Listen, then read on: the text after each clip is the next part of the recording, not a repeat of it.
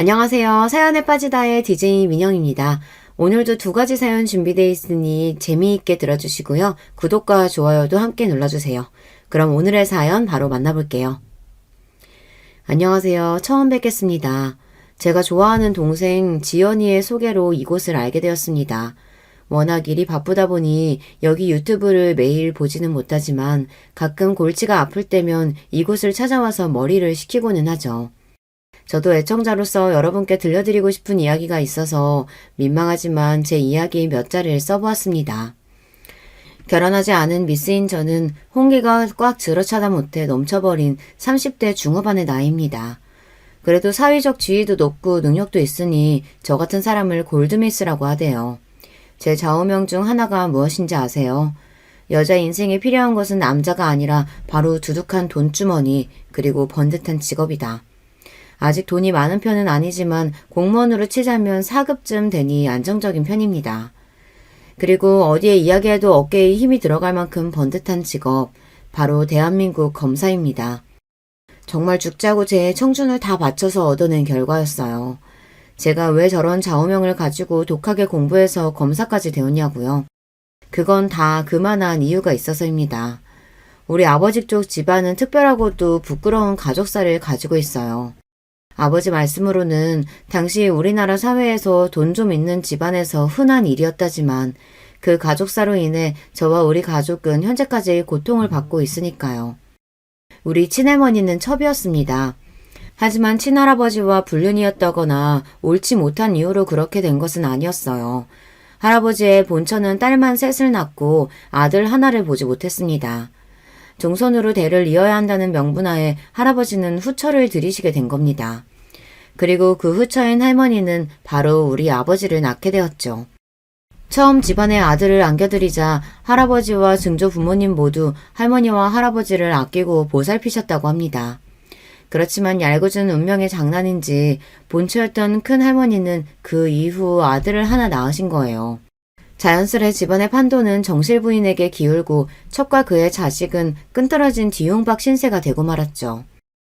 그래도 할아버지가 아끼시는 마음에 본처의 반대를 무릅쓰고 아버지를 호적에 올리셨다고 합니다. 하지만 친가 쪽 사람들은 결국 우리 할머니와 아버지를 집에서 내쫓고 가족 행사에 오지도 못하게 했대요. 부득이 본가에 가게 되면 우리 가족을 벌레 보듯 하고 막말을 해댔습니다. 그러고 보니 제가 그 집안에 처음 갔던 때가 기억나네요. 때는 제가 9살 시절 할아버지의 환갑자친 날에 처음 본가에 갔어요. 그런데 처음 가본 할아버지 댁에 들어서자마자 전 너무 놀라고 말았습니다. 우리 할머니에게 나이도 한참 어린 삼촌 고모들이 할아버지 몰래 첩이라고 불러댔거든요. 게다가 아무리 이복 형제라지만 엄연히 형인 우리 아빠에게 서자놈이라고 했고요. 어른들이 그 모양이니 밑에 자식들이 가만히 있을 리가 없습니다. 사촌 동생들이 나를 빙 둘러서서 놀려대고 까부는데 자존심이 센 저는 그 앞에서 울지 않으려고 무척이나 참았어요. 낯선 집에서 당하고 있던 저는 누구라도 와서 도와줬으면 하는 간절한 마음으로 버티고 있었죠. 그런데 큰할머니도 본가 어른들도 지나가며 이 광경을 분명 보았을 텐데 누구도 저를 도와주지 않았습니다. 도리어 아버지 바로 위에 고모 한 분은 이렇게 나섰습니다. 얘들아 똑똑히 잘 봐두렴. 남자가 바람 피우거나 다른 여자하고 결혼해서 애 낳으면 그 자식들은 이런 신세가 된단다. 그러니 바르게 잘 살아야 돼.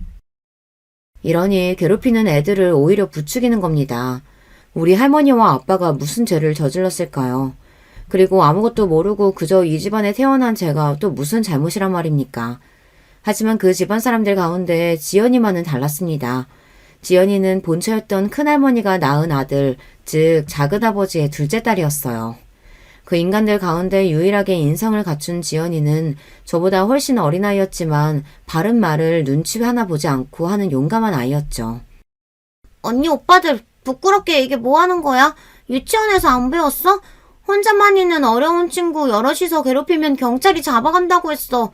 그러니까 이런 장난 그만해.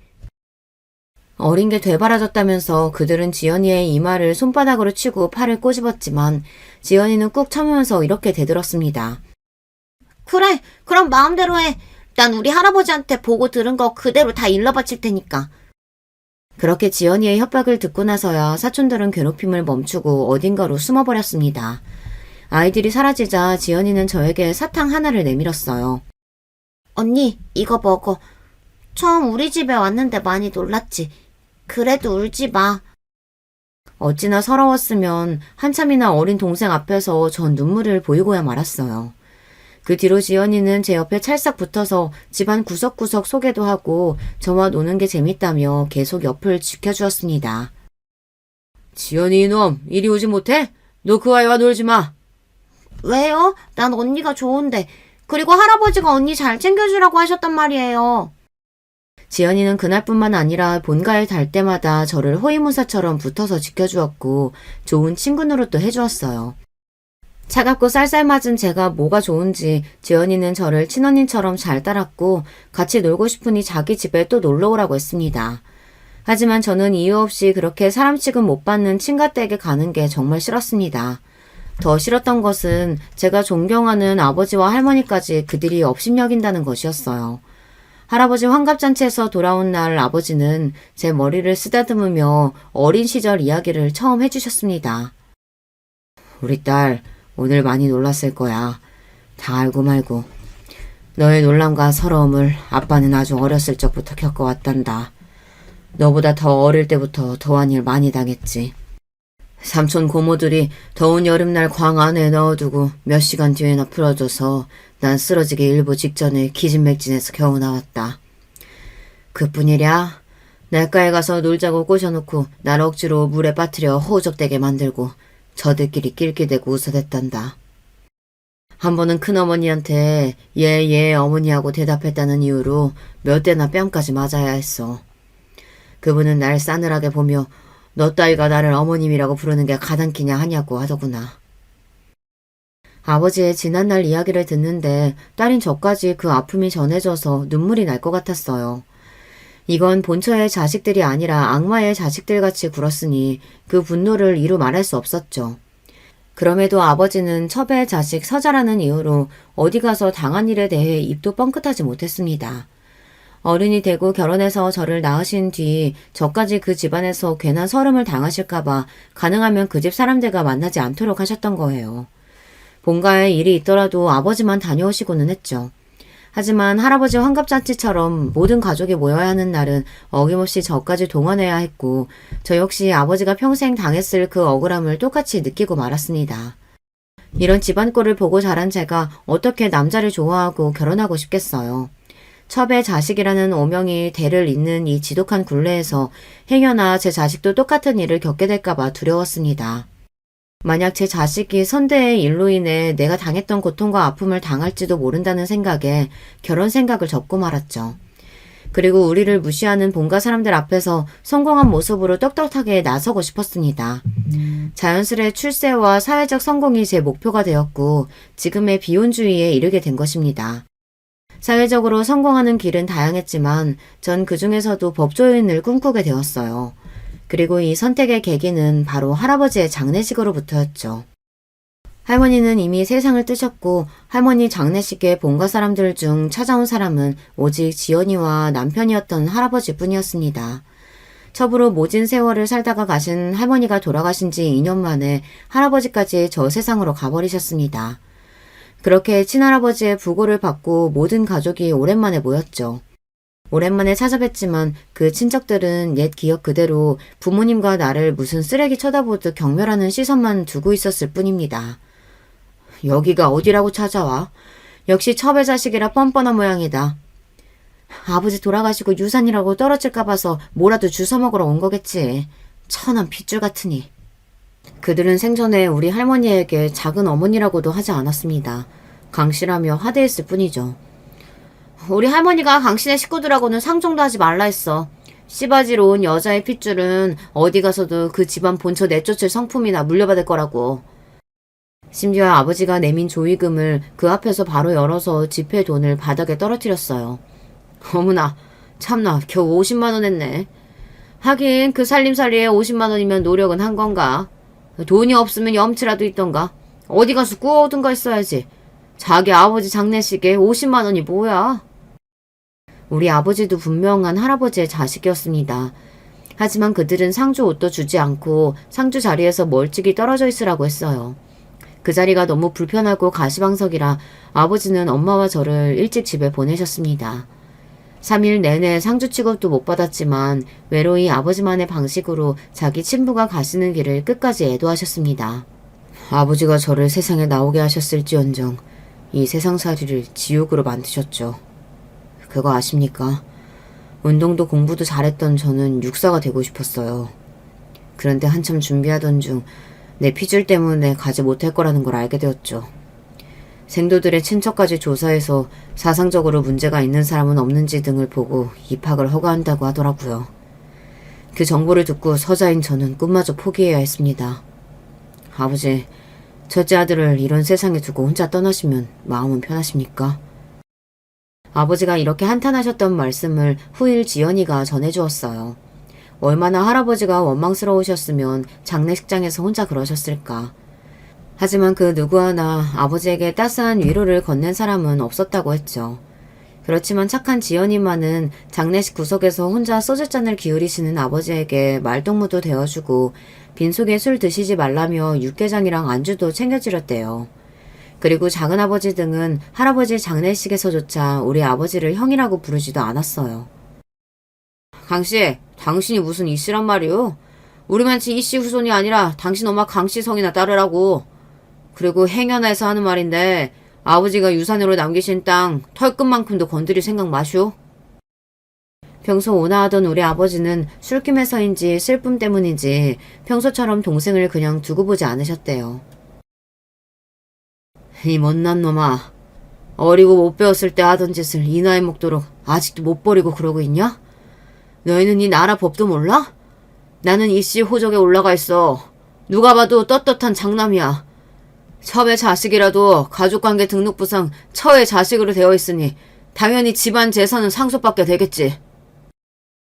그러나 아버지 말씀에 화가 난 친척들은 유산을 지키려고 호적에서 파버리겠다며 아버지를 협박하고 나섰다고 합니다.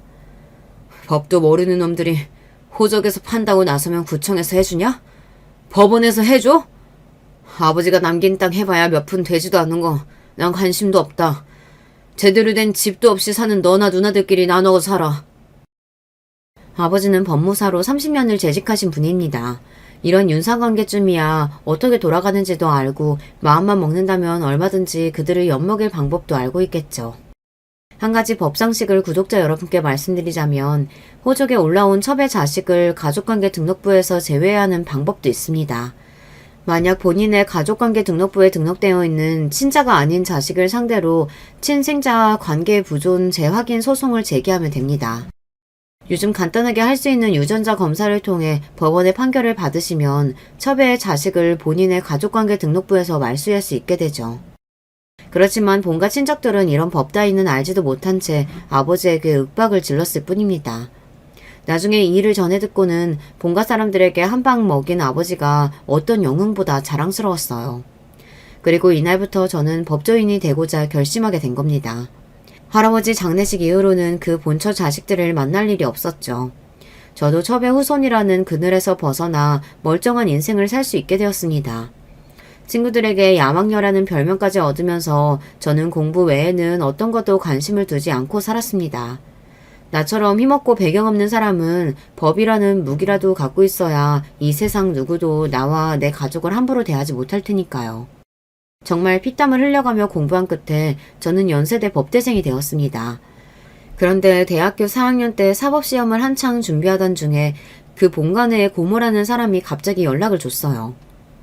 너 지금 연대 법대생이라며? 뭐 되겠다고 사시까지 준비한다고 들었는데 애 참 많이도 쓴다.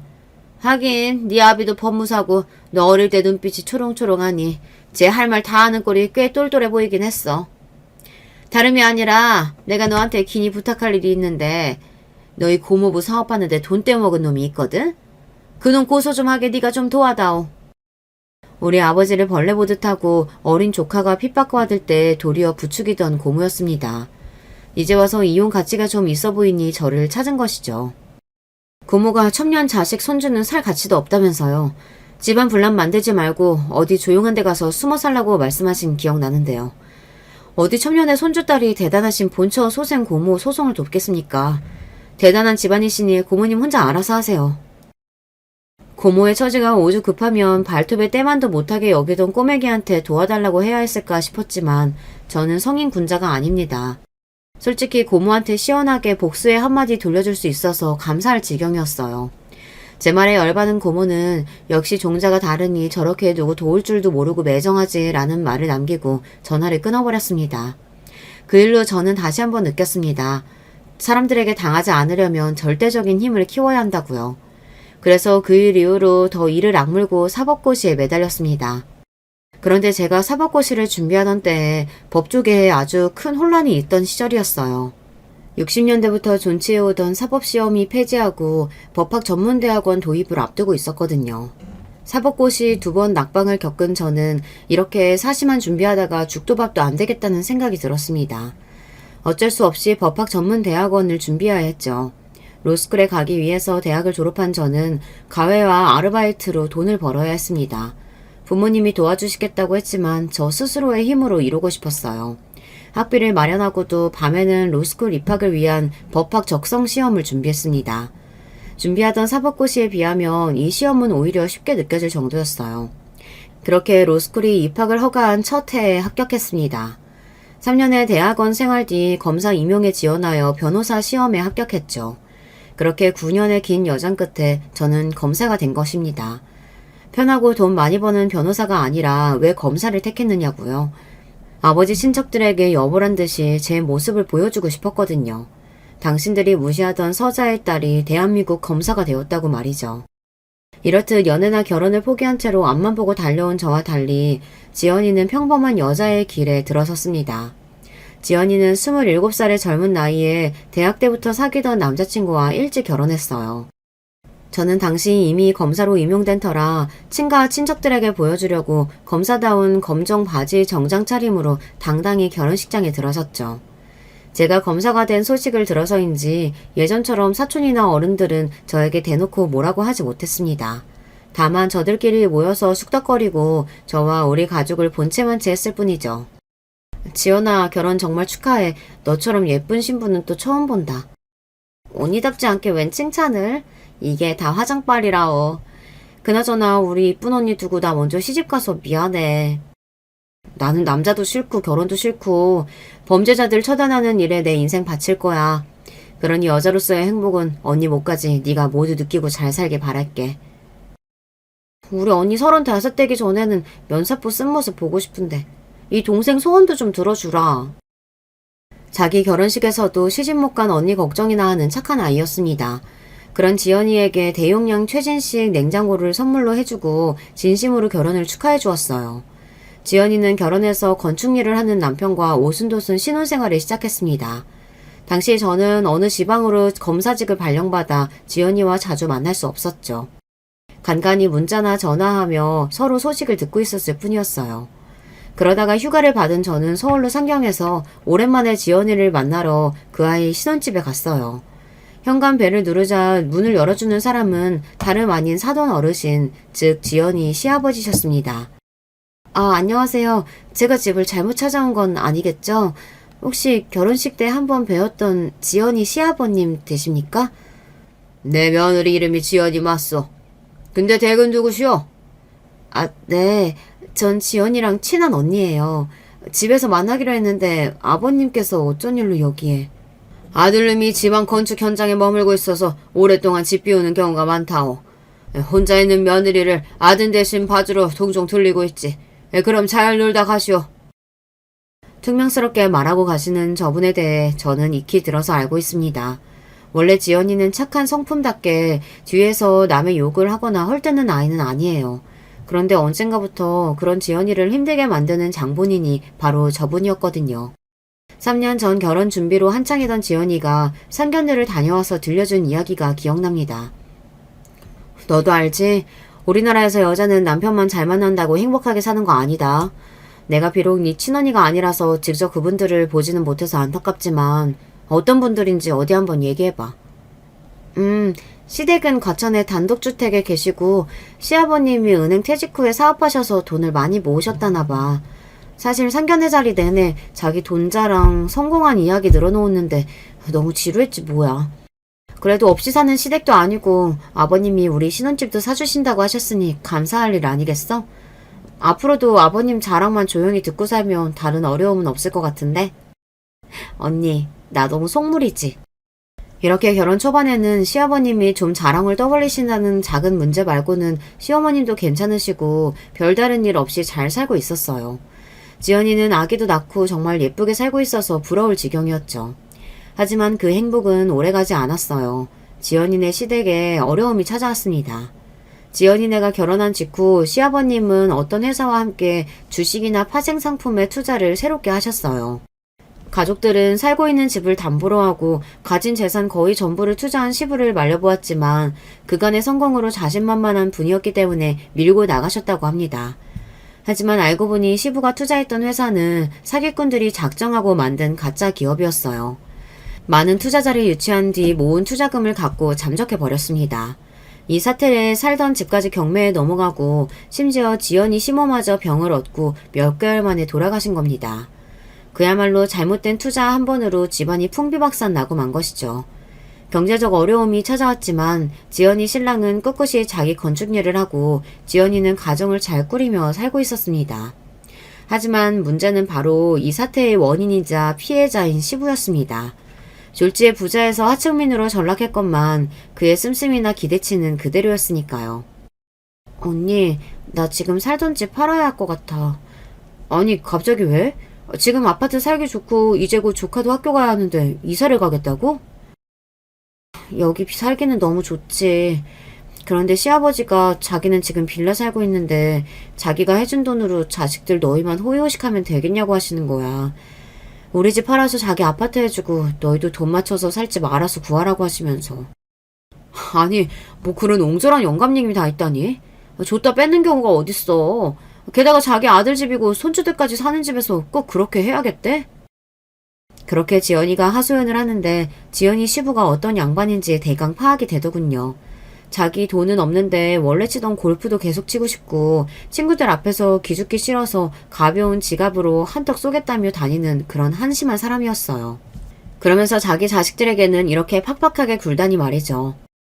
지연이 신랑은 어떻게 돈을 빌려서 시부에게 좀 더 넓고 좋은 집을 해주고 나서야 살던 집을 빼라 마라 억지를 부리는 것을 일단 막았다고 하네요. 그렇지만 시부가 지연이를 괴롭히는 방법은 수십 가지나 되는 것 같았습니다. 툭하면 지연이네 집에 연락도 없이 와서 밥을 차려라, 시아버지의 밥상에 반찬이 이게 뭐냐 하면서 며느리를 막 대하고 부리는 것이었습니다. 심지어 어느 날은 시부 친구까지 집에 데리고 와서 다과상을 준비해야 하기도 했다네요. 그래, 나도 결혼한 친구들 얘기 들어보면 어른들이 대접받고 싶은 마음에 그렇게 하시는 경우가 있다고 하더라. 그래도 안 좋은 일 겪으시고 혼자 사시는 불쌍한 분이니까 너그럽게 잘 맞춰드려. 속으로는 지연이 시부가 미웠지만 지연이가 속이 더 상할까봐 이렇게 충고도 해주었어요. 그런데 이 노인네가 며느리를 또 다른 방향으로 달달 볶으더군요. 자신이 쓰는 물건을 사거나 외출해서 뿌리고 다니는 술값으로 아들이 주는 용돈을 다 쓰고 다니는 양반이 며느리에게는 그렇게 돈돈거리며 절약을 강조하는 겁니다. 언니, 어제는 글쎄 아버님이 우리 집에 어떤 아기 의자 하나를 들고 오시더라고. 근데 찬찬히 보니까 나사도 안 지어질 만큼 망가지고 지저분한 누가 버린 것 같았어. 그래서 아버님께 이렇게 말씀드렸지. 아버님, 저도 없는 살림에 아낀다고 중고거래 많이 하긴 했지만 이거는 못 쓰는 물건이에요. 아마 물건 주인도 쓰레기로 내놓은 것일 테니 다시 원래 자리로 갖다 놓을게요. 지연이는 그동안 시부가 가져다주는 고물 같은 것을 잠자코 받았었지만 참다 못해 이렇게 한마디 드렸대요. 네가 그렇게 흥청망청 써대니까 부자가 못 되는 거다. 네 남편은 이 더위에 땀 뻘뻘 흘려가며 건축 현장에 나가서 어렵게 돈 벌어오는데 집에 있는 마누라가 한다는 소리가 친정에서 배운다는 생활습관이 그 모양이니 가난을 못 벗어나지? 이렇게 도리어 며느리를 타박하는 것이 아니겠어요. 나 혼내시는 건 그래도 참을 수 있어. 하지만 친정 어쩌고 하시니까 그 말씀은 너무 서러운 거야. 우리 집이 원래는 잘 살았던 거 언니도 알잖아. 지연이 말이 맞아요. 원래 지연이네 집은 유복한 편이었습니다. 부자인 할아버지가 정실 부인의 독자인 작은 아버지에게 모든 지원과 재산을 아끼지 않으셨으니까요. 서울에서 번듯한 집에 살며 작은아버지는 사업을 하시고 지연이나 식구들 모두 돈 걱정은 안 해보고 살았습니다. 하지만 몇 년 전 작은아버지의 사업이 어려워져서 그만 부도가 나고 말았어요. 본가 사람들은 창피한지 우리 아버지도 모르게 쉬쉬하고 있었는데 지연이가 얘기해줘서 저도 나중에야 알게 되었죠. 씩씩한 지연이는 친정에 반찬도 해나르고 없는 살림에 자기가 돕겠다고 부업을 해가며 친정 부모님 용돈도 조금이나마 드렸습니다. 그런데 사돈댁의 사업이 망했다는 사실을 알고 난 지연이 시부는 사람이 더 악독해진 것 같아요. 너 앙큼하게도 네 친정집 망한 거 이 시애비한테 비밀로 하고 있더구나. 희한하게도 너랑 얽히면 왜 사업들이 그리 망하는 건지. 나도 너 들어오고 얼마 뒤부터 사기당하고 너 야비까지. 너 혹시 사주 본 적 있냐? 누가 결혼할 때 구막을 꼭 봐야 한다고 신신당부했는데 내가 이걸 놓쳤다. 그때 봤으면 이 결혼 어떻게든 막았을 텐데. 그리고 내 돈도 지켰을 텐데. 다른 건 다 참아도 자기 손으로 망친 인생 탓까지 사주를 들먹이며 며느리 탓을 하는 것은 참 용서받지 못할 일입니다. 그 노인네는 정말 그렇게 생각해서인지 그 뒤로 더욱 지연이에게 절약을 강요하고 돈 쏘는 꼴을 못 보더랍니다. 내 착한 동생, 악연으로 시작된 핏줄이었을지언정 지연이만은 지켜주겠다는 마음으로 전 그 아이를 돕고 싶었습니다.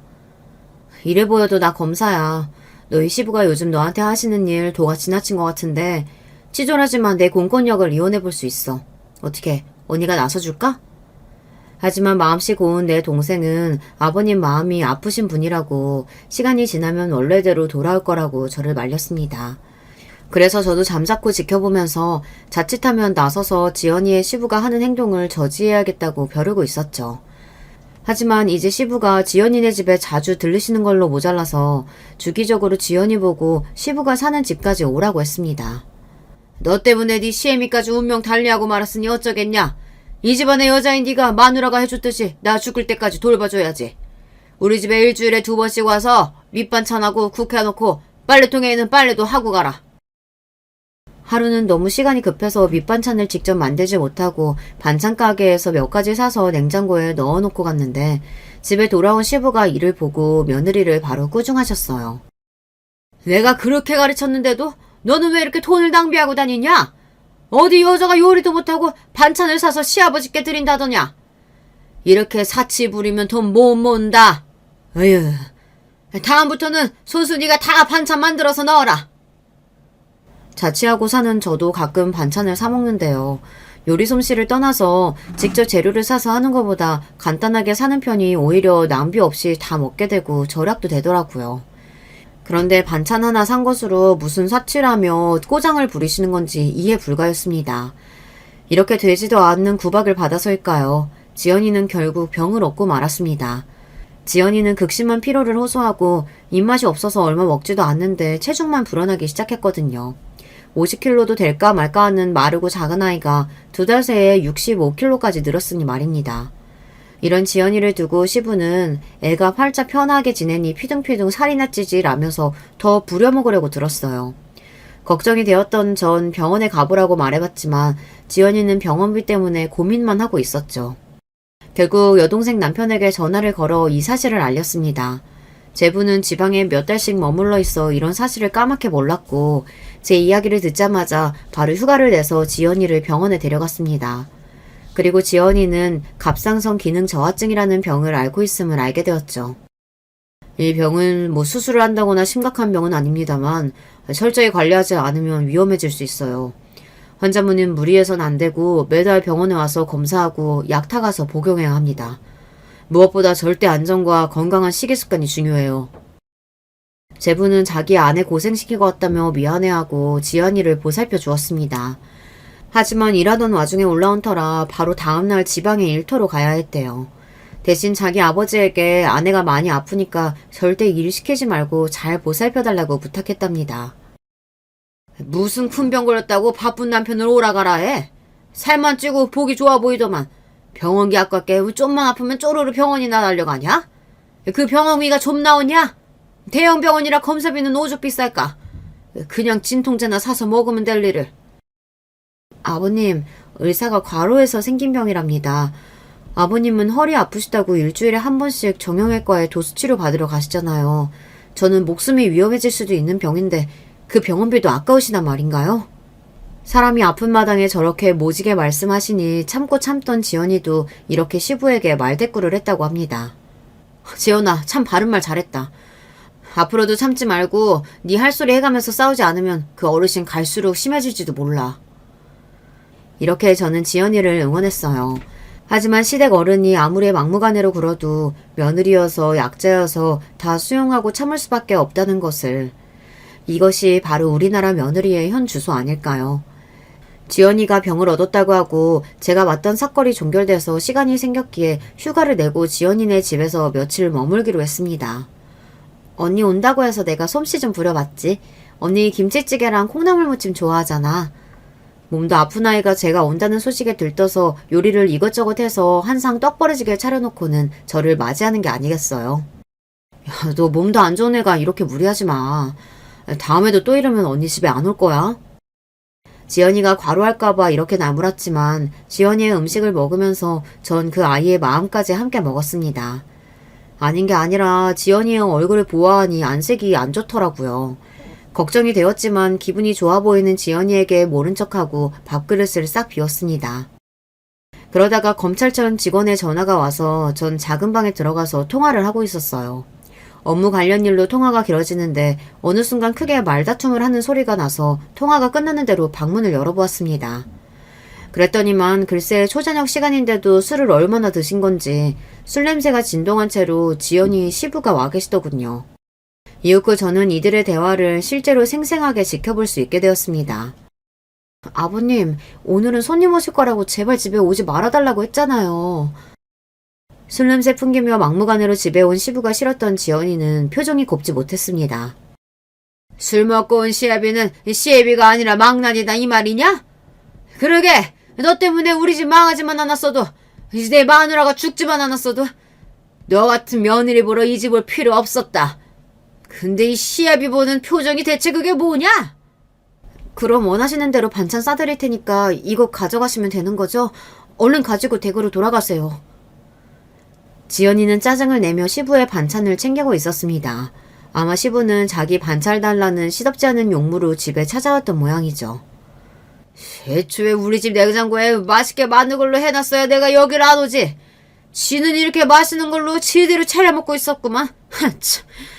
아니 제 친정이 가난하면 돈이라도 아껴 써라. 어? 이렇게 말도 안 되는 일로 꼬투리를 잡는 시부를 더 이상 참을 수 없었던 지연이는 드디어 강한 한마디를 하고 맙니다. 하나부터 열까지 아버님 눈에는 며느리가 그리 못마땅하셔서 어째요? 아버님 사업이 망하시고 가난해진 게 제 탓은 아니잖아요. 그러게 왜 가족들이 다 말리는 투자를 하겠다고 해서 이 모양이 되셨어요?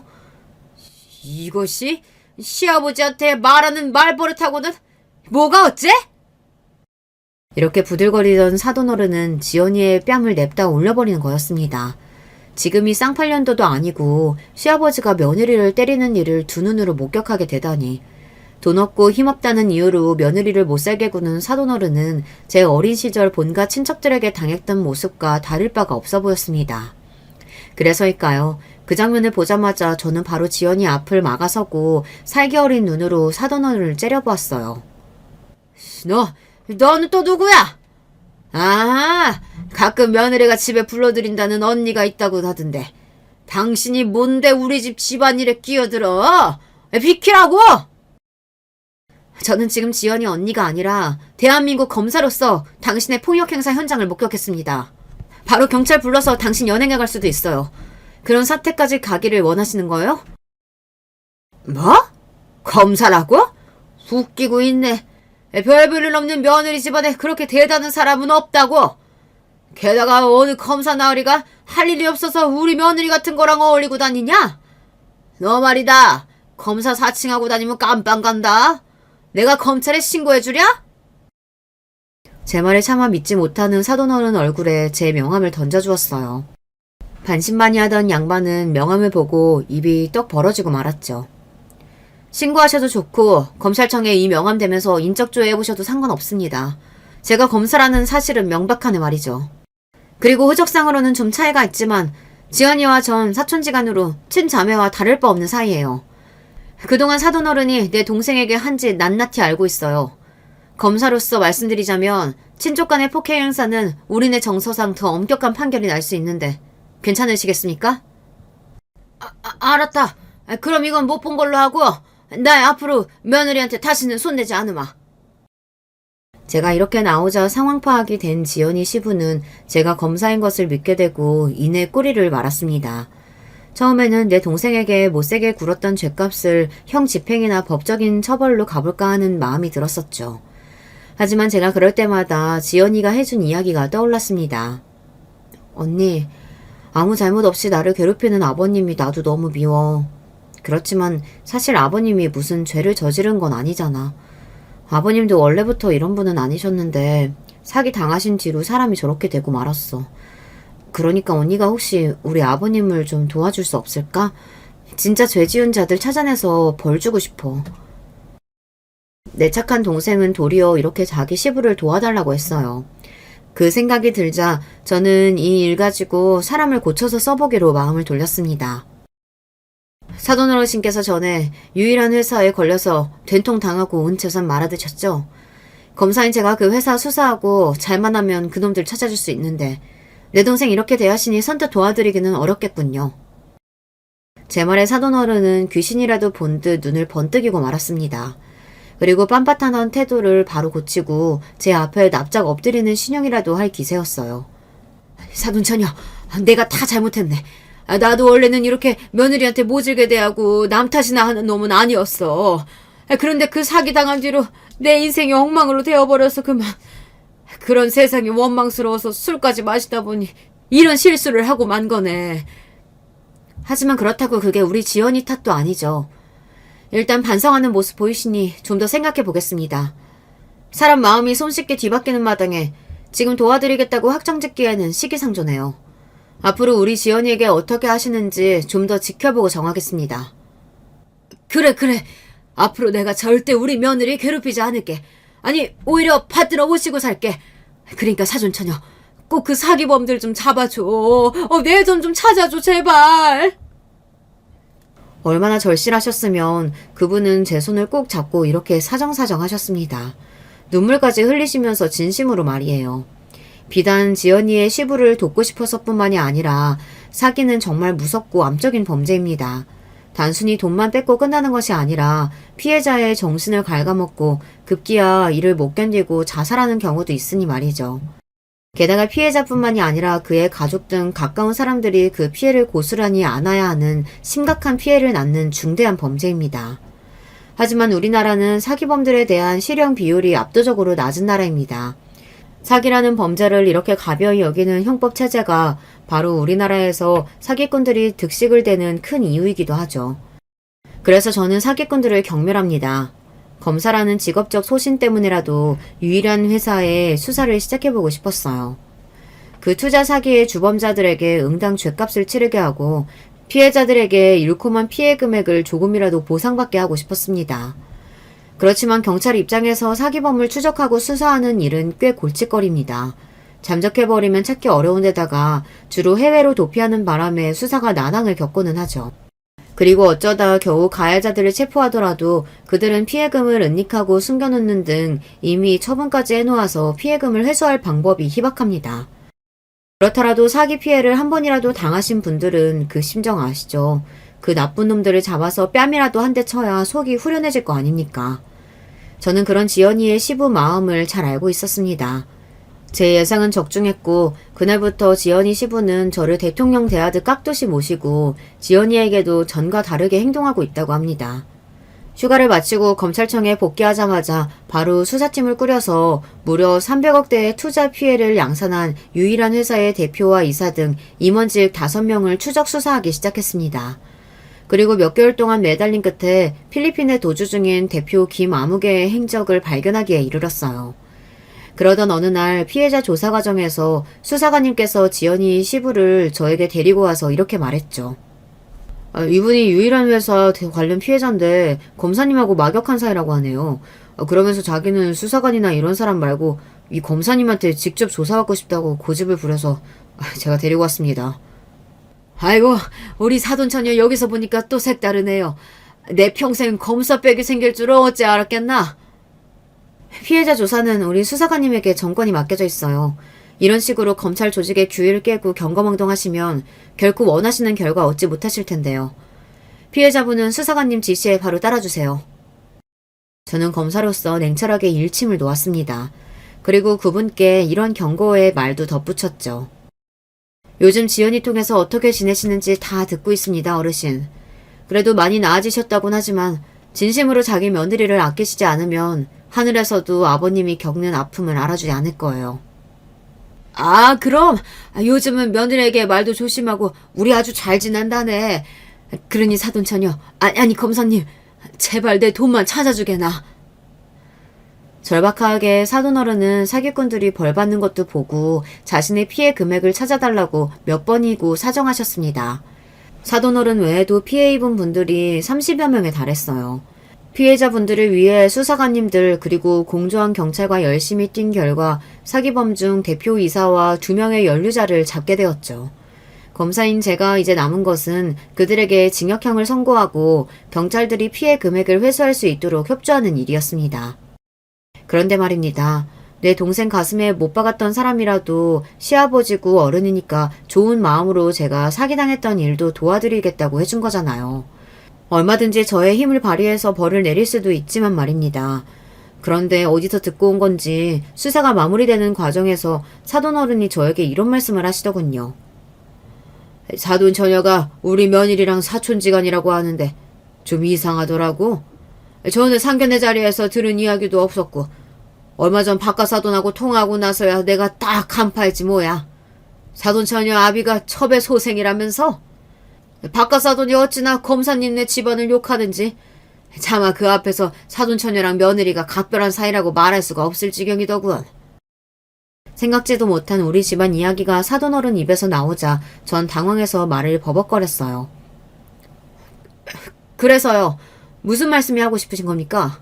저희 할머니 때의 일로 제가 뭐 부끄러워해야 한다는 이런 말씀인가요? 아니 뭐 그냥 그렇다고. 나도 그쪽 꿍꿍한 사정들 다 알게 됐으니 너무 검사랍시고 거만하게 굴지 않았으면 좋겠다. 뭐 그런 이야기지. 구독자 여러분들께서는 이처럼 경우 없는 상황을 어떻게 생각하십니까?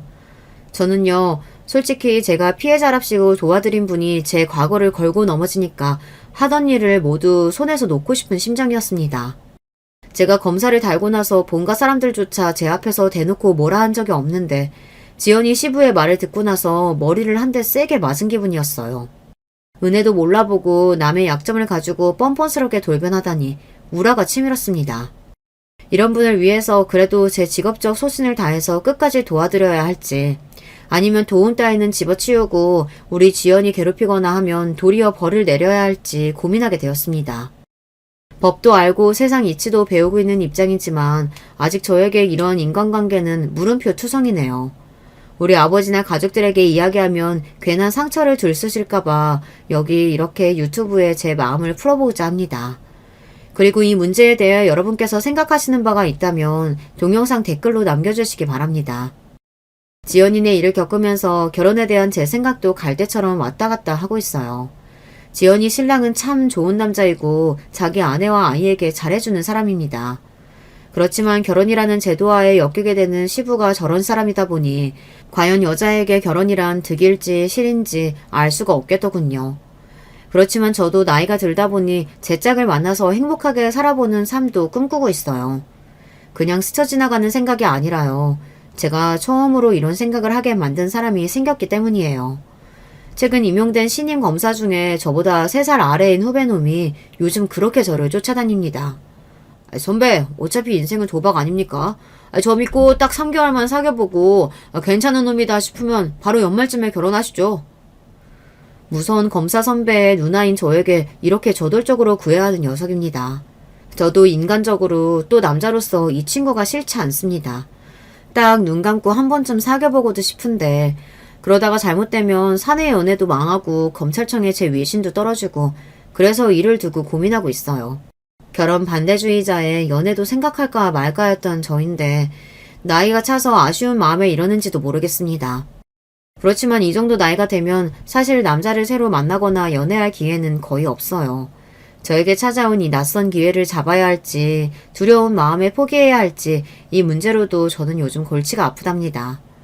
그래서인지 요사이 더 자주 여기 유튜브를 찾게 되는 이유인지도 모르겠군요. 어쨌든 제 복잡한 집안사부터 현재의 고민까지 저라는 사람의 모든 것을 낱낱이 적어보았습니다.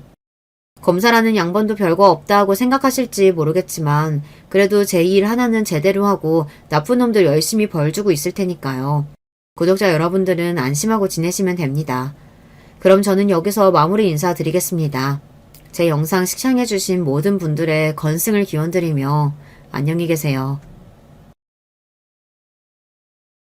안녕하세요. 저는 서울에 살고 있는 30대 여자입니다. 본래 결혼 생각이 없던 제가 어쩌다가 결혼도 했고 그 뒤로 참 많은 일들을 겪었어요. 사실 결혼만 안 했다면 이런 일들이 이어지지 않았을 것 같아서 한때 원망하며 살았던 적도 있답니다. 지금은 다 해탈한 수준이지만 그래도 한 번쯤은 요 수년간 제가 살아온 길을 되짚어보고 싶네요. 친구들 말로는 한 6, 70대 어르신들이 겪었을 법한 일을 겪었다며 놀라워하더라고요. 야, 요즘 세상에 너처럼 시어머니 봉행하고 모시고 아플 때 뒤치다꺼리 해가며 사는 애가 어디 있어? 다들 완벽하게 분리돼서 안 보고 살잖아. 아프시면 요양원 보내드리던가 할 거고. 그것도 사실 우리 나이 때에는 일러. 그런데도 너는 용케 그렇게 모시고 했으니 진짜 대단한 거야. 옛날 말로 그 효부상인가 뭔가 그런 거 아직도 있으면 네가 받아야지. 아닌 게 아니라 친구 말 맞다나 저는 그런 삶을 살긴 했거든요. 본래 저와 남편은 나이 차이가 꽤 많이 나는 편이에요. 무려 11살 차이이고 딱히 결혼하고 싶지 않았던 저에게 맹렬하게 프로포즈를 해왔답니다. 전 부모 형제도 없이 혼자 몸으로 살아왔고 특별히 가정을 이뤄서 살고 싶은 소망도 없었어요. 어릴 적 기억이 제 안에 남아있을 시절부터 보육원에서 자랐고 나중에 보호 종료가 되어 세상에 나왔을 때에도 겨우겨우 원룸 얻어서 힘들게 살았거든요. 멀쩡하게 부모 형제들 다 있는 애들과는 확실히 다른 삶이었기에 알바하고 직장을 구할 때 더 치열했던 것 같아요. 당시 제가 짧게 다녔던 회사에서 지금의 남편을 만났는데 그때는 대리님과 알바생 신분으로 보게 된 거예요. 수정 씨, 괜찮으면 저랑 만나보지 않을래요? 수정 씨 보면 맨날 나도 얼굴이 절로 밝아지는 것 같고 뭐 그런 느낌이에요. 조금 생각해봐요. 당연히 제 눈에는 거의 띠동갑급의 아저씨처럼 느껴졌지만 그래도 어찌어찌 만나다 보니까 사람이 참 다정하더라고요. 그러다 보니 어느새 연애 기간을 정도껏 채워서 결혼까지 하게 되었어요. 저의 이런 형편에 대해서 시어머니는 처음에 놀라시는 듯 했지만 둘만 잘 살면 됐지 뭔 상관이냐고 하시더라고요. 말 맞다 나 진짜로 니네들 둘만 잘 살면 돼. 나는 아무런 걱정이 없다. 솔직히 우리 준영이가 너무 장가를 안 가려고 해서 걱정이었거든. 이렇게 어리고 예쁜 아가씨를 데려올 줄 누가 알았겠어. 천국에 있는 우리 집 아저씨가 알면 얼마나 좋아하겠냐고. 그러면서 어머니는 저에 대해 전혀 편견을 갖지 않으시더라고요. 보통 알바하는 곳에서 사귀었던 친구들은 그 집에 놀러 갔을 때 제 사정을 알고 다들 놀라는 눈치셨거든요. 입으로는 저보고 대단하다, 혼자 어쩜 그렇게 야무지게 잘 컸냐고 하시지만 결국에는 저와 자기 딸들을 약간 멀리하게 만들고 싶어 하셨어요. 하도 익숙해져서 상처도 안 받았고 어머니가 저렇게 말을 하시는 것도 그냥 의뢰히 예의상 하는 소리라고 생각했답니다. 하지만 어머니는 정말로 저에게 잘해주셨고 그 흔한 시집살이랄까 본인 아들과 관련해서 저한테 강요하고 강조하는 부분이 하나도 없으셨어요. 음식도 만들어서 갖다 주시고 맨날 무뚝뚝한 저에게 별로 요구하시는 사항도 없으셨고요. 헌데 이런 부분을 갖고 중간에 묘하게 비틀어대는 사람이 한 명 있었어요. 바로 저와 동갑인 서방님이었답니다. 서방님은 일찍이 사고를 쳐서 결혼을 빨리 해버렸는데 동서랑도 사이가 좋은 건지 나쁜 건지 늘 헷갈리는 관계였어요. 제가 옆에 있을 때에도 아주 당당하게 자기 엄마에게 돈 요구를 하고 그럴 때에는 동서가 입안에 혀마냥 어머니한테 얼마나 아부를 했는지 몰라요. 이 동서 역시 저를 은근히 싫어하는 게 느껴지더라고요. 아, 어머니. 이번에 저희 윤서 문화센터 보내려고 하는데 아시다시피 이 사람이 지금 직장이 마땅치 않잖아요. 매달 돈이 꽤 들어갈 것 같은데 계속 배달이나 하고 있고 친구들이랑 놀러 다니니 미치겠어요. 어머니께서 조금 보태주시면 안 될까요? 이러면서 아부 섞인 강요를 하고 어머니는 못내 답답하다는 얼굴로 계좌번호를 묻곤 하셨답니다. 그러면서 이 둘은 가끔 시댁에 와서 다 같이 밥 먹을 때 얼마나 퍼질러 있는지 몰라요. 서방님은 제가 자기랑 동갑인 걸 알면서도 늘 반존된 말을 하더라고요. 어이 형수, 저기 떡만둣국 좀 더 줘봐요. 우리 엄마가 끓인 거 기막히거든. 근데 이번에 너무 만두가 불었어. 확실히 젊은 사람이 들어와서 같이 하니까 영 시원치 않은 것 같아. 적당히 하고 얼른 더 데워서 내와봐요. 아까 먹다 남은 술도 같이 갖다 주고. 이러면서 지들은 손가락 안 하고 소파에 누워서는 뭘 갖고 오라 마라 하더라고요. 그나마 이럴 때 남편이 한 소리 크게 내지르니 눈치를 보더군요. 야, 이 자식아 일어나. 네 형수한테 뭔 말버릇이야? 먹고 싶으면 네가 떠다 먹어. 손이 없어 발이 없어 이 자식이? 누구 마누라를 부려먹으려고 해? 내가 재수씨한테 그러면 좋겠냐 너는? 남편은 잔뜩 날이 서서 버릇없는 본인 동생을 마구 야단쳤어요. 전 딱히 틀린 말은 아니라고 생각해서 국자도 그대로 땡강 내려놓고 자리로 왔고 서방님과 동서는 그런 저를 되게 고깝게 보는 거예요. 와, 형이 편들어준다고 지금 바로 땡강 내려놓고 뒤로 숨는 거예요? 그까짓 거 좀 떠다주면 어때서? 이 집 시집 왔으면 큰며느리 역할 제대로 해야죠. 아, 형 왜 그래 유치하게? 늦장 가서 완전히 눈이 삔 거야? 우리 엄마도 큰며느리고 맨날 하던 일 아냐. 나도 좀 받아보겠다는데 왜 형이 난리야? 하여간 서방님은 이렇게 대책 없는 시건방진 성격이었어요. 그런 와중에 부부 사이도 썩 좋은 게 아니고 툭하면 이번에야말로 이혼하겠다면서 칼바람이 불기도 하고 벼랑간 밤늦게 온 식구가 그 집까지 쫓아가게 되었던 적도 있거든요. 게다가 동서는 와중에 우리 부부 사이에 아기가 없는 걸 갖고 계속 은근히 긁어댔지만 저는 무시했어요. 이건 어머니랑 저만 자세히 알고 있는 내용인데 남편 건강 상태가 좋지 않았거든요. 결혼하고 좀 지나서 알게 되었는데 아마 신혼 초부터 급격히 몸이 안 좋아진 것 같아요. 피곤하다고 하고 얼굴 색도 나빠지고 하던 와중에 제가 봐도 좀 걱정스러워서 같이 건강검진을 받으러 갔었거든요. 하지만 뭐랄까 정말 마른 하늘의 날벼락 같은 소식을 듣게 된 거예요. 정말 조금도 마음의 준비가 안 되어 있던 저에게, 아니 사실 남편과 어머니 그 모두에게 청천벽력 같은 암 진단 내용을 알게 되었어요. 남편은 무척 괴로워했지만 시기가 너무 늦어버려서인지 어쩔 수 없이 짧은 시간 안에 빠르게 체념하는 법을 배워야 했답니다. 옆에서 지켜보는 저는 이 낯선 이별과 무서운 병의 무게감에 질려서 한동안은 아무런 일도 할 수 없었어요. 그중 가장 가슴이 미어지는 건 아마 어머니가 아니셨을까요? 준현아, 안 된다, 안 돼.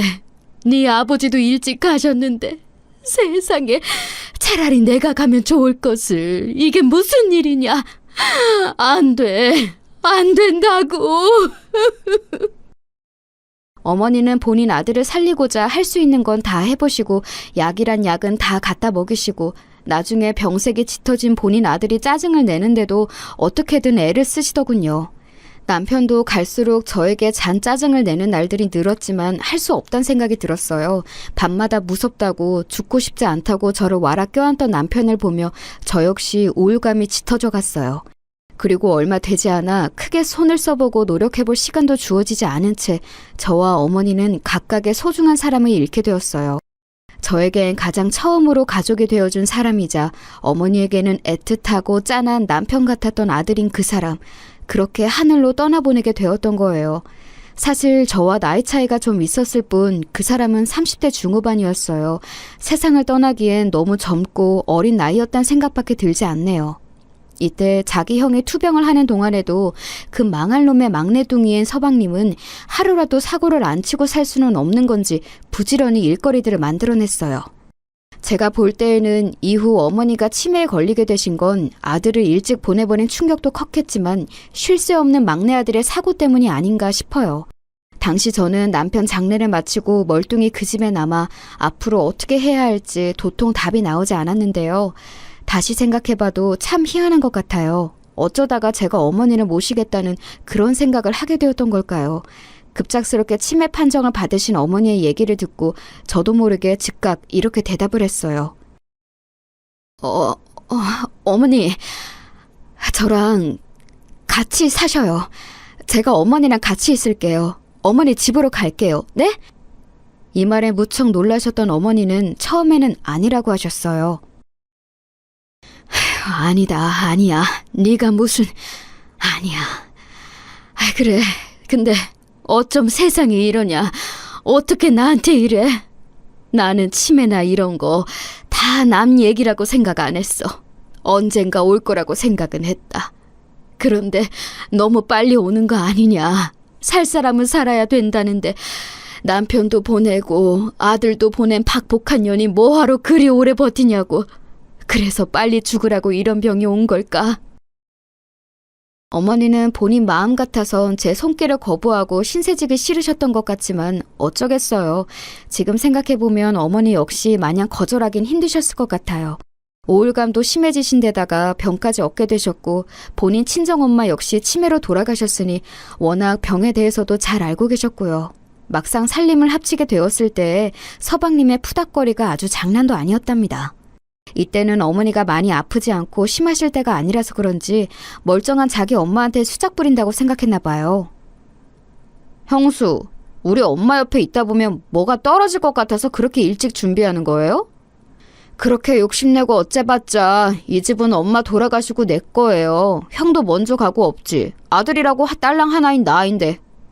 그렇게 번잡스럽게 굴지 말라고요. 뭐 말귀를 알아들어야 얘기가 통하지 뭔.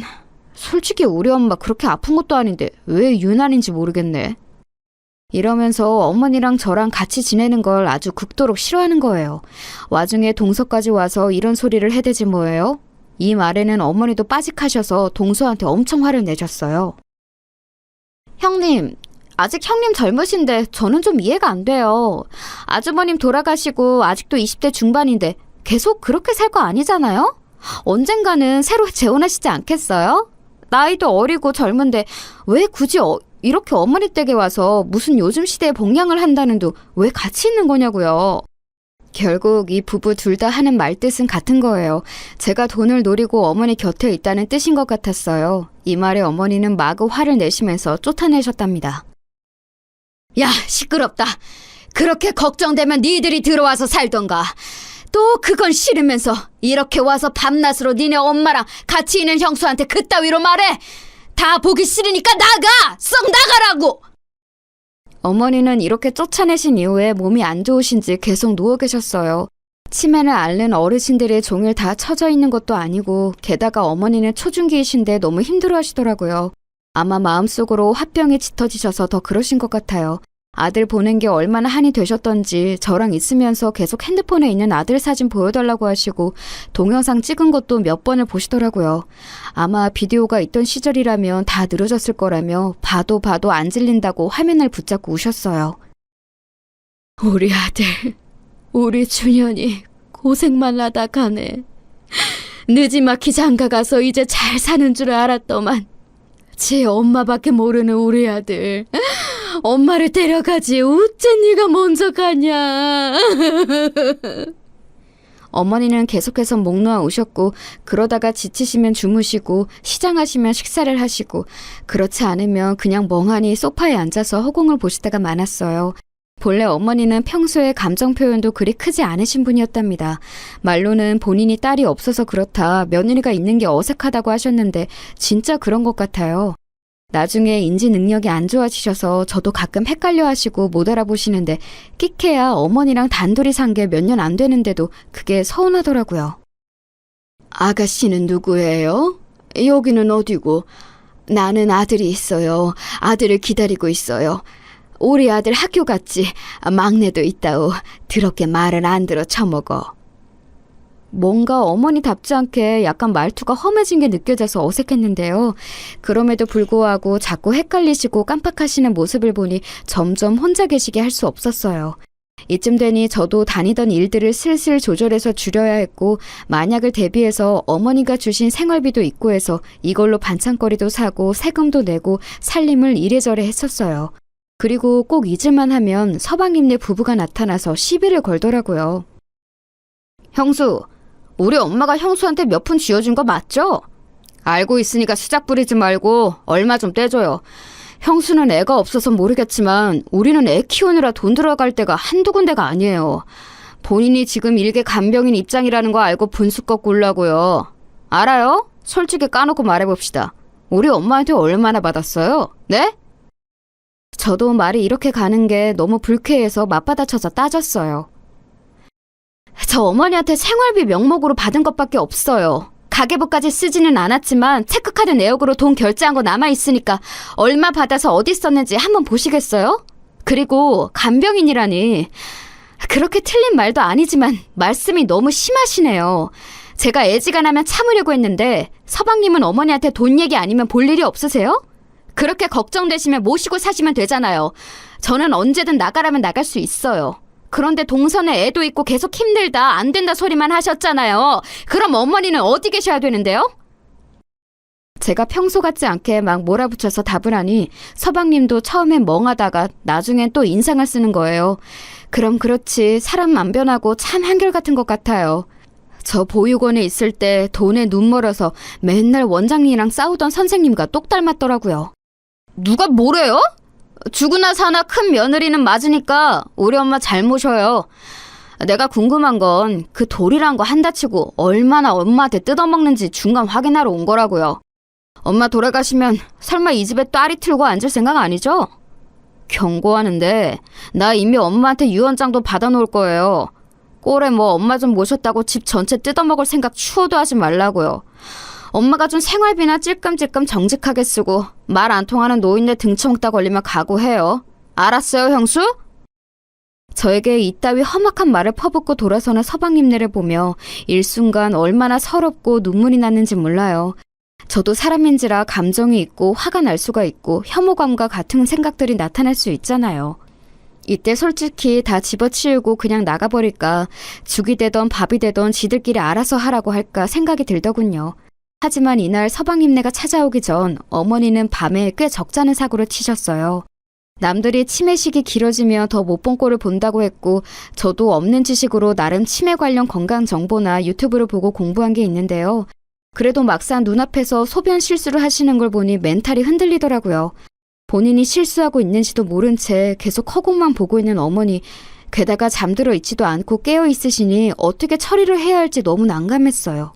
나도 참 대책 없이 이 길에 뛰어들었나 싶었고 단순히 살림하고 얼음 밥이나 차려드리고 목욕자리 봐드리는 걸로 끝나는 게 아닌데 은근 겁이 나더라고요.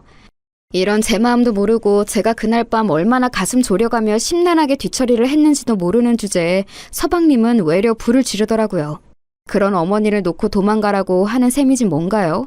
하지만 그날 낮에 어머니는 너무나 평온했고 식사도 잘하셨고 평소처럼 말씀도 하시고 마치 이런 저보고 도망가지 말라는 듯 너무 잘 지내시는 거예요. 저 그렇게 착하고 수더분한 성격의 사람이 아닌데 왠지 모르게 그냥 모든 기력이 다 빠져 포기하게 되었어요. 에라 모르겠다 어떻게든 되겠지 뭐 하는 심정이 되더군요. 그런데 사람이 너무 웃긴 게 뭐냐면요. 어쩜 그렇게 빠르게 태세 전환이 되는 걸까요? 저는 이 당시 어머니를 보면서 정말 별 지저분한 꼴을 다 본 것 같아요.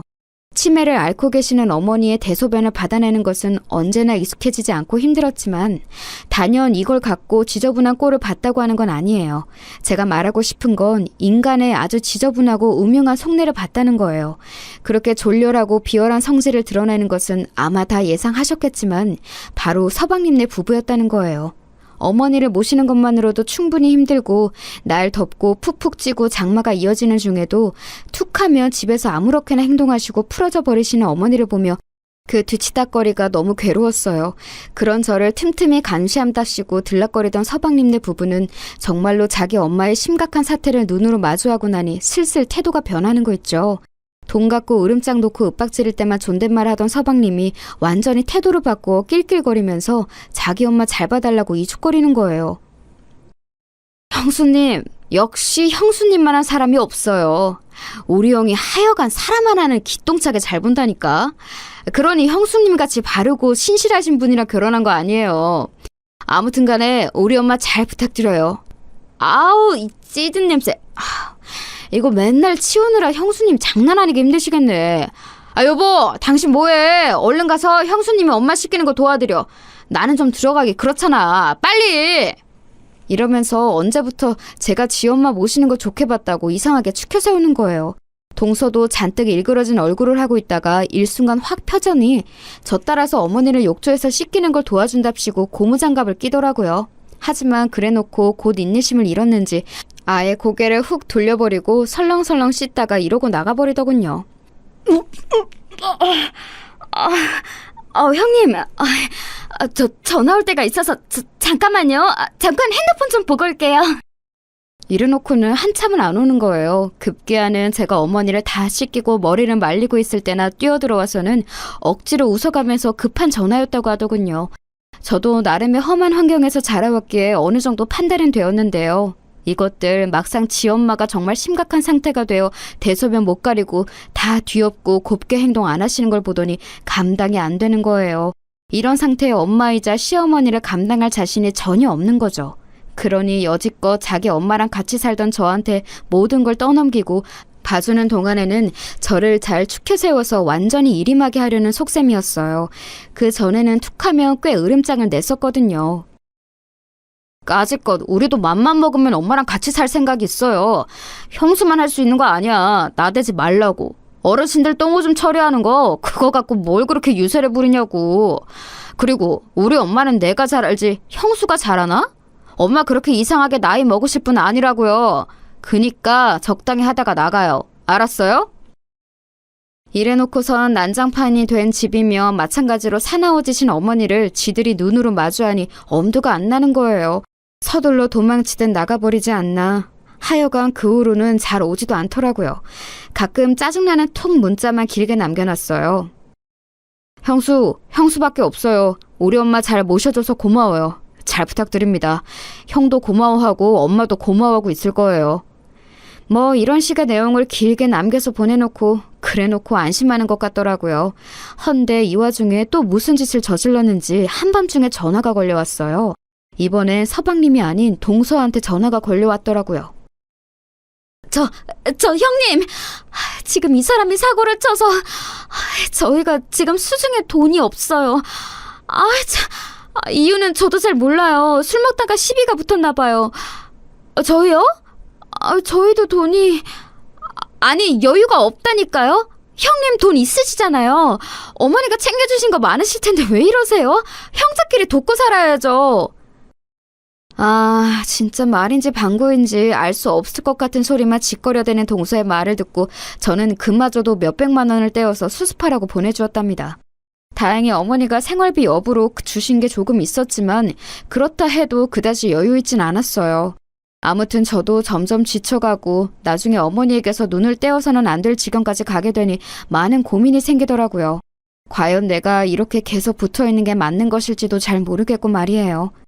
그러던 어느 날 저도 아직 이게 긴가민가 헷갈리지만 남편을 만나게 되었지 뭐예요. 물론 당연히 현실이 아니라 꿈 안에서 남편을 마주하게 되었어요. 제가 너무 힘들어하고 지쳐서 그리고 속으로 잠깐 남편을 원망했던 적이 있어서 그랬던 것일까요? 그런데 꿈속의 남편은 우리가 처음 데이트를 했던 회사 뒤쪽 놀이터에 그냥 앉아있더라고요. 그러면서 저를 슬픈 눈으로 응시를 하고 있는데 제 기분 탓인지 모르겠지만 무척 미안해하는 표정이었어요. 그런 꿈을 꾸고 나니 정말 딱 한 번 제 꿈에 그렇게 왔지만 마음이 참 무겁더라고요.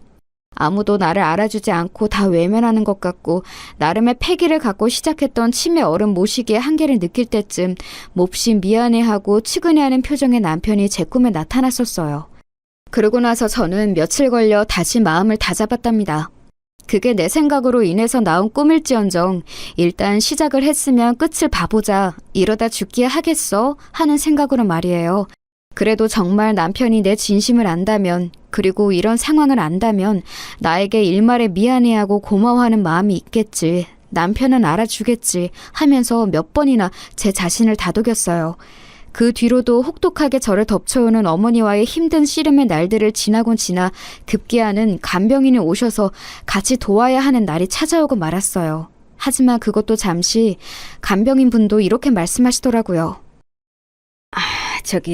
며느님, 아무래도 어머님 저 정도면 이제 우리 같은 사람들이 나설 일이 아니에요. 요양원에 들어가시는 게 맞을 것 같아요. 남편이 안 계신 거죠? 그럼 이 집 자식들이랑 얘기해 보시고 결정하는 게 좋겠어요. 나도 이렇게 지치는데 젊은 사람이 어째 지금까지 버텨왔대요. 아유, 안쓰러워라. 그만하고 요양원을 알아봐요. 저는 이제 더 나오기는 힘들겠어요. 이 말씀을 듣고 나니 그것도 틀린 말은 아닌 것 같더라고요. 그리하여 저도 이 이상은 더 넘기기 힘들 것 같아 서방님네 부부를 호출했어요. 그마저도 동서는 바쁘다며 안 왔고 잔뜩 인상 쓰고 있는 서방님과 둘이 나란히 앉아 얘기를 했답니다. 당연히 서방님은 듣자마자 불같이 화를 내더라고요. 뭐라고요? 엄마를 요양원에 보내? 아니, 이제껏 잘해왔잖아요. 엄마 돌아가실 때까지 잘 모시는 게 형수님 역할 아니던가? 그래서 이 집에서 엄마 돈 먹어가면서 붙어있던 거 아니에요? 그거 생각해보니까 우리 엄마 너무 불쌍해서 안 되겠네. 나 진짜 눈물이 날 지경이에요. 형수님이 인간이긴 해요, 진짜? 그러는 너는 사람 자식이 맞느냐고 입 밖에 내고 싶었지만 꾹 참고 저는 굳세게 의지를 전달했어요. 정 안 되시겠으면 서방님이 모시면 되겠어요. 저와 어머니 서로 너무 힘든 상황이고 저는 할 수 있을 만큼 했다고 생각해요. 그리고 돈이요? 필요하다면 얼마든지 어머니가 주신 생활비 쓴 내역 보여드릴 수 있어요. 그리고 그중 얼마 서방님 사고 친 대가로 들어갔다는 걸 본인도 아실 텐데요. 전 바라는 거 하나도 없어요. 이 집도 제가 들어앉을까 봐 겁나신다면서 제가 나가면 되는 거 아닌가요? 대가 무엇도 바라는 거 없고 이제 전문인에게 맡겨서 어머니도 좀 편해지시게 해드리고 싶을 뿐이라고요. 하지만 저의 강력한 의견에도 서방님은 회피하고 화만 마구 내더니 나가버렸고요. 이후로도 일방적으로 연락을 무시하고 받지 않더라고요. 속이 타오를 대로 타버린 저는 너무 지쳐서 스스로 알아보게 되었어요. 제가 자녀도 뭣도 아닌 직계도 아니지만 어쨌든 모시고 있는 입장에서 얼른 절차를 진행하는 게 낫겠더라고요. 하지만 등급은 어느 정도 나왔지만 저 외에 진짜 자녀인 서방님과 뭔가 증명할 길이 없으니 요양원에 보내드리는 것도 쉽지 않은 거예요. 인터넷으로 알아보니 그것도 어찌어찌 증명해서 입소시켜드릴 수 있다고 하는데 직계 자녀인 서방님이 아무런 동의도 뭣도 응해주질 않고 있어서 정말 미치겠더라고요. 동서조차도 연락을 무시하고 그렇게 감시하고 돈 뜯어낼 때에는 일부러 전화를 안 받으며 찾아오더니만 아예 그 둘은 제 앞에서 거의 잠적하다시피 사라져버렸어요. 애도 키운다는 것들이 어쩜 그 모양인지 저는 저도 모르게 서러움에 북받쳐 밤에 울기도 했었네요. 그래도 이러나 저러나 현실을 받아들이는 수밖에 없어서 평소와 똑같은 날들 혹은 평소보다 좀 더 심하고 괴로운 날들 이런 것 따위를 핸드폰 어플 일기에 표시해가면서 하루하루를 보냈어요. 지나고 보니 그때 나름 알아둔 정보라든지 써왔던 일기들이 훗날 저에게 다른 방면에서 도움이 될 줄 상상도 못했지만 말이에요. 아무튼 어머니는 이후로 더 나빠졌으면 나빠졌지 호전이라는 단어는 감히 입에 담기도 힘든 상황이었어요. 그래서 어쩌다가 잠이라도 푹 주무시면 감사할 뿐이고 제가 어머니보다 일찍 잠들면 순간 뭔 사고가 났을까 싶어 꿈에서도 긴장을 하고 있었던 것 같아요. 그러던 어느 날 새벽녘에 그렇게 팔팔하게 움직이시던 어머니는 본인 침대 위에서 아주 고요하게 마치 아기가 잠들어 있는 것 같은 모습으로 순하게 삶을 마감하셨어요. 그날이 어머니의 마지막 날이라는 걸 알았더라면 뭐가 달라졌을 것인가 생각해보지만 아무래도 저는 너무 피로하고 지쳐 있었기에 똑같은 날과 똑같은 표정으로 보냈을 것 같아요. 이때 어머니가 소천하셨으면 알게 된 제 심정이란 아직 다시 떠올려봐도 잘 모르겠어요. 가족도 없이 자란 내가 어떻게 용케 어른과 함께 몇 년을 살며 별꼴을 다 보고 임종까지 지킬 수 있었던 걸까요? 아무리 생각해도 제 힘으로 한 것 같지는 않네요. 아무튼 이 사실을 알렸을 때 마치 차단이라도 돼 있는 양 수개월째 제 연락을 피했던 서방님은 단박에 뛰어오더라고요. 이게 무슨 일이야? 엄마! 엄마! 그러면서 어머니를 붙잡고 통곡을 해대는데 제가 너무 감정에 무딘 사람이라 그런지 몰라도 조금도 가슴 아프지 않더라고요. 저와 어머니 관계의 끝은 제 나름대로 감정이 많았지만 이상하게 어머니와 서방님의 이별에 대해선 무감각한 눈으로 보게 되었어요. 슬프긴 하겠지만 정말 슬픈 걸까? 진짜 슬퍼서 우는 걸까? 별의별 의문이 다 들더군요. 그리하여 어머니 장례까지 이어지고 그 시간 동안에도 저는 그놈의 큰며느리 역할을 하느라 쉴 새가 없었답니다. 사실 이 며느리라는 직함에 대해 남편이나 어머니에게 직접적인 불만은 없어요. 저 명칭을 갖고 애들 놀려대듯 불러대는 서방님이 지독히도 혐오스러웠을 뿐이죠. 그리고 겨우 정신이 돌아와 저는 슬슬 제자리를 정리할 생각을 하고 있었는데요. 장례 치른 지 며칠이나 되었다고 서방님은 쳐들어와서 고성을 질러대는 거예요. 아, 뭐야? 아직도 여기 있었어? 당장 나가요, 좋게 말할 때. 아니, 좋게 말할 필요도 없지. 아싸, 꺼지라고. 여지껏 좋은 꼴 보고 재미 다 봤을 거 아니야. 부모 자식 뭣도 없이 막 굴러다니면서 산 주제 꼴에 우리 집에 시집 와가지고 어디 단칸방에서나 굴러먹어도 싼 게 이런 집에서 용케 잘 살았지. 미안한데 이 집 내 거야. 우리 엄마가 유언장도 남겼어. 한번 볼래? 이러면서 제 앞에서 웬 종이를 차랑차랑하게 흔들어대는 거예요. 안 그래도 욕 나오는 인간이었지만 제 앞에서 해대는 말이 너무 모욕스럽고 진저리가 났어요. 어찌나 인간에 대한 혐오가 강해지던지 제 자신을 스스로 지키기 위해서 이 환경에서 빨리 나가야겠더군요. 그렇게 쫓겨나듯 짐을 챙겨 나왔고 제 앞으로 있는 얼마 안 되는 돈을 갖고 아주 조그만 투룸짜리 빌라를 하나 얻었네요. 말이 투룸이지 벌레나 안 나오면 다행인 아주 찐득찐득한 열악한 집이었어요. 그 집에 있으면서 나름 이것저것 닦고 사람 살찌처럼 해보려고 했지만 저 자체가 너무 무기력해지고 의욕이 안 생기더라고요. 저를 내쫓을 때 서방님이 해댔던 그 말, 단칸방에서나 굴러먹어도 싸다고 했던 말이 무척 아프게 압박해왔어요. 인간인지라 죽을 고생은 내가 다 했는데 저렇게 팽팽 놀며 사기만 치고 돈만 뜯어간 서방님한테 모든 걸 다 몰아주신 어머니가 조금은 야속하게 느껴지더라고요. 처음에는 좋은 마음으로 시작했어도 뒤로 갈수록 저도 지치고 짜증도 나고 아무런 보상 없는 이런 일을 왜 하는지 이해가 안 갔으니까요. 그런 와중에도 저는 어떻게든 살 길을 찾아야 하니 예전에 남편과 만날 때 알바했던 회사 혹은 학원가들을 나름 알아보았어요. 그리하여 미술학원에서 보조교사 자리를 얻게 되었고 그나마 애들과 지내고 선생님들과 이야기라도 하면서 숨통이 트이게 되었네요. 매번 말 안 통하고 감정 변화가 심각했던 어머니랑 붙어서 수년을 살다가 이제사 제 또래 사람들과 얘기하고 순수하디 순수한 아이들과 말을 주고받다 보니 이제사 좀 사람 사는 것 같은 거예요. 그러면서 말 못할 표현 안 되는 서러움이 감당 안 되게 몰려와서 어느 날 밤에는 그냥 혼자 오열하고 울기도 했어요. 대체 내 인생은 뭔가, 왜 이렇게 답답하게 살았을까?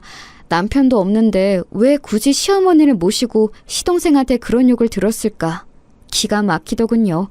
이런 제 입장을 들었던 미술학원 원장 언니는 이런 말을 해주더라고요. 내가 봐도 자기 참 대단해. 요즘 누가 그런 걸 하냐고. 그래도 어쩌면 자기는 아직 어리고 젊잖아. 너무 젊을 때 그런 경험을 한 번 한 게 나중에 어떤 식으로 자양분이 돼줄지 모르는 거야. 지나간 건 지나간 거야. 어쩔 수 없어. 죽은 남편이 다시 돌아올 것도 아니고 죽은 시어머니가 다시 돌아와서 고생했다고 몇 억 주고 그럴 거 아니잖아.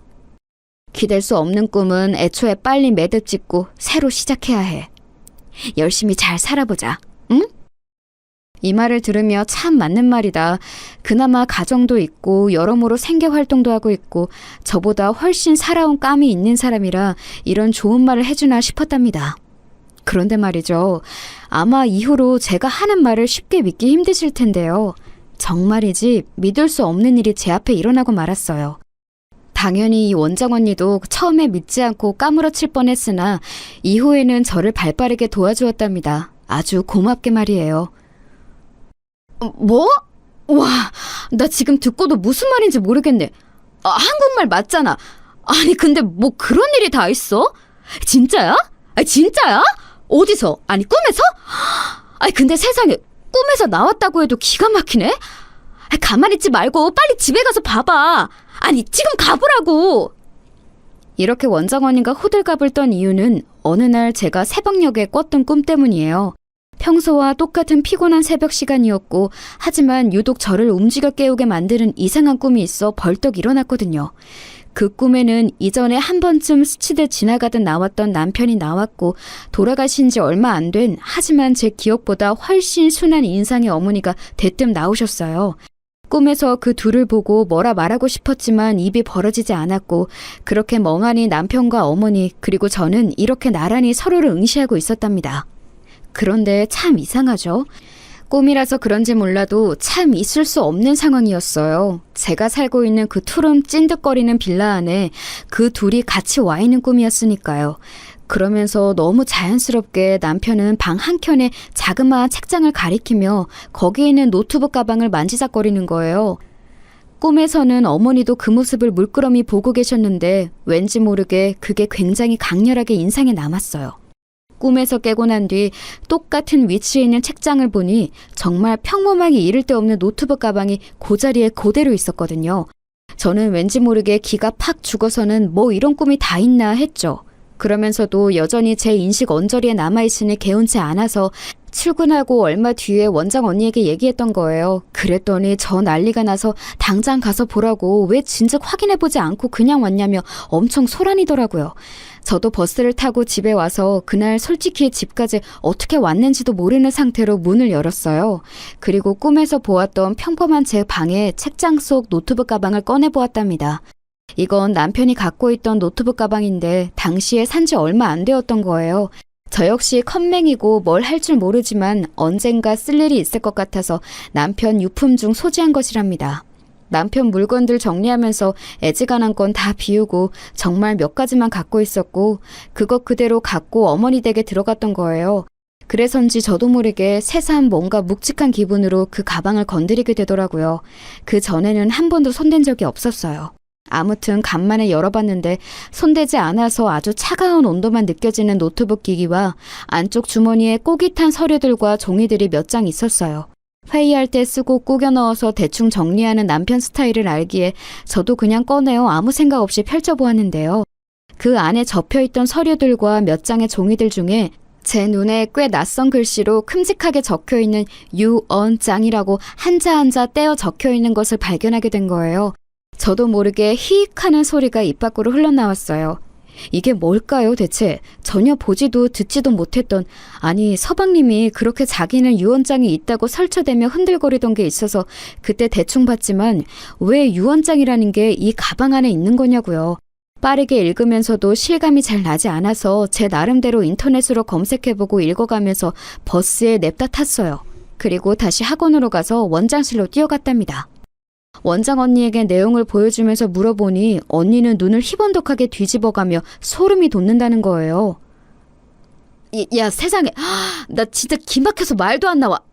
잠깐만 나 좀 보여줄 수 있어? 어머 이거 봐봐. 이 주소의 아파트는 그래 잠깐만. 그럼 이건 어머 자기 시어머니가 자기를 외면한 게 아니네. 이거 봐봐. 무슨 말인지 알겠지? 이 원장 언니가 마구 소리를 지르며 저에게 알려준 내용은 저도 오는 길에 읽으면서 어렴풋이 파악한 내용이지만 저에게 재산을 얼마 정도 상속하겠다는 것이었어요. 서방님이 그렇게 쌍심지켜고 지키겠다며 난리를 쳐댔던 그 시댁 아파트, 20억대에 달하는 아파트는 서방님에게 주겠다고 적혀 있었고 다른 지역에 있는 또 다른 20억대 아파트가 있다는 거예요. 그것은 며느리인 저에게 상속하겠다는 내용이었답니다. 그러면서 조목조목 필요한 내용이 다 적혀 있었어요. 이미 유언장이 있고 어머니에게 있는 재산은 아파트 한 채라고 알고 있던 서방님의 의견과는 달랐기에 이때 약간 혼란스럽더라고요. 하지만 이미 친정 가족 간의 상속 싸움으로 인해 여러모로 화병을 달고 살았던 원장 언니는 이쪽에 대해선 빠삭하게 안다며 저를 무척 많이 도와줬어요. 서방님이 들고 있던 그 유언장은 제 딴에 딱히 확인도 안 하고 그냥 나와버려서 저도 잘 몰랐는데 알고 보니 지들끼리 적당히 꾸며낸 것이었더라고요. 혹시나 제가 달려들어서 지들한테 증거를 달라고 할까봐 이 집 내 거라고 우길까봐 정말 허접하게 꾸며낸 유언장이었어요.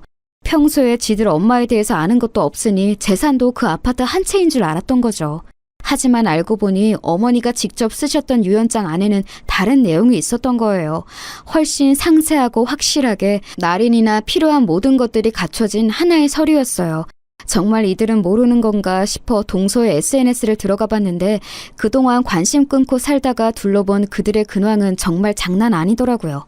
능력도 없고 돈벌이도 제대로 못하는 서방님은 애아빠이면서도 늘 밖으로 돌고 동서랑 원룸이나 여기저기 돌면서 힘들게 살았어요. 그런 부분을 어머니는 전혀 지원해주지 않으려고 악을 썼고 사고 칠 때나 간간히 막아주셨거든요.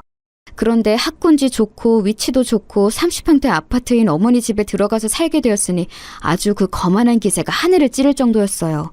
동서는 본인 SNS에 얼마나 허세를 떨어놨던지 눈 뜨고 못 볼 지경이더라고요. 우리 어머니가 물려주신 집? 여기서 우리 가족들은 맨날 행복 만땅인 하루. 어머니 보고 싶어요. 어머니와 함께 살던 날이 그리워요. 불쌍한 우리 어머니. 이딴 식으로 글을 써놨는데 진짜 기가 막혀서 아주 코가 나올 지경이었어요.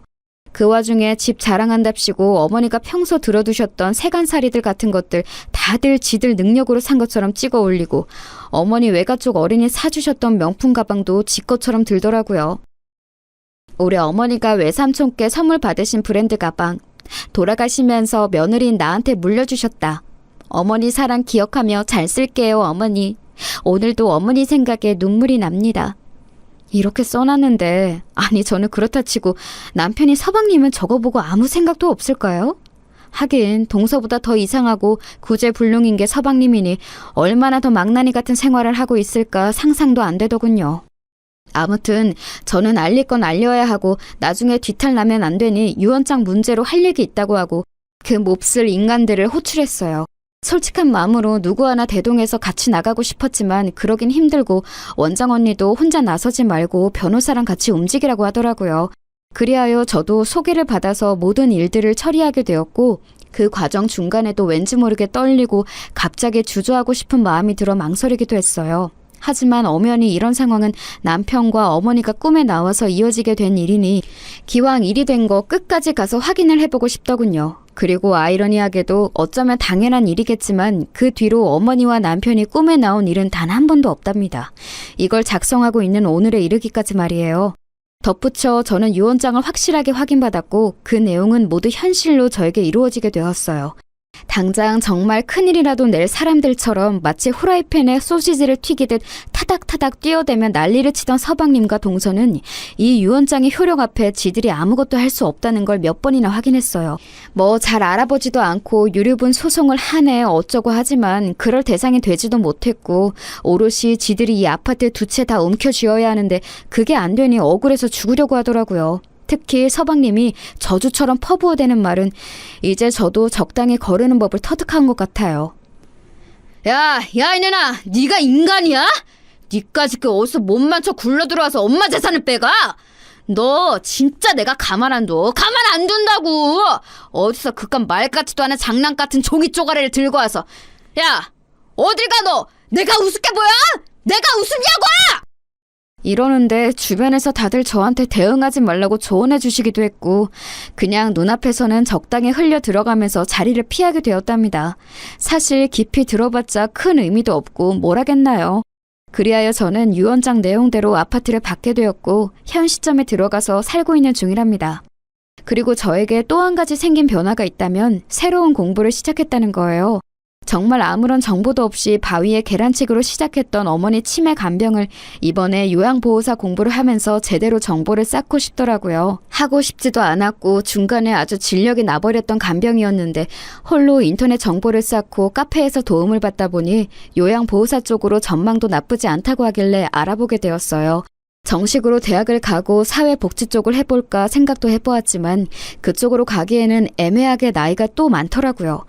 공부 머리가 그닥 좋지 않아서 저에게는 요양보호사 시험을 치고 붙는 데에도 다소 시간이 걸릴지도 모르겠어요.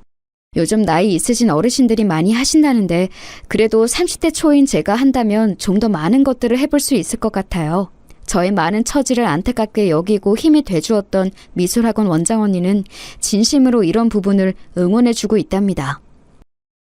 나중에 나이 들어서 원장 자격 갖고 하나 차려도 되잖아. 그쪽도 보통 그렇게 하지 않나? 아무튼 인생에 쓸데없는 경험은 없더라고. 자기도 자기 어머니 모시던 경험 삼아 젊은 나이에 요양보호사 되면 얼마나 좋아. 앞으로 실버 복지 사업이 대세라잖아. 그간 있었던 힘든 일들은 다 잊어. 그리고 새로 시작해. 나중에 성공하면 나한테 꼭 연락 주고. 알았지? 이렇게 우스갯소리를 하고 다신 안 볼 것처럼 말을 했지만 저는 틈틈이 만나서 멘토처럼 여기고 제 근황들을 보고하고 있어요. 감사하게도 어머니가 물려주신 곳에서 남편의 흔적들을 가지고 그렇게 홀로서기를 하고 있습니다. 인생의 굴곡이 꽤 심했던지라 앞으로 어떻게 흘러갈지 저도 잘 모르겠지만 그래도 좋은 날들이 이어질 거라고 믿어보려고 해요. 여기까지 제 사연 들어주셔서 정말 감사합니다. 모두 건강하세요.